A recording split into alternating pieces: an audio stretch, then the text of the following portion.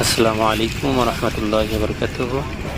আমরা এসেছি আমাদের হাতে বানানো বিভিন্ন বাস্কেটের ম্যাটেরিয়ালস শন কাশফুলের গাছ দেখতে। এসে শুধু কাশফুলের গাছ পেয়েছি, শন এখানে ছিল না। হুম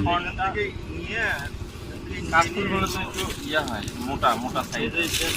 হুম কাশফুল মোটামুটি এত বড় হয় না।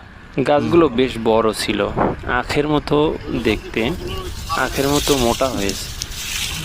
এই গাছগুলোর মোটা অংশটা বাদ দিয়ে বাকি চিকন অংশটা দিয়েই মূলত বাস্কেটগুলো বানানো হয়, আর বাকি মোটা অংশটা বাদ দিয়ে অন্য কাজে লাগানো হয় বা রান্নার কাজে লাগানো হয়।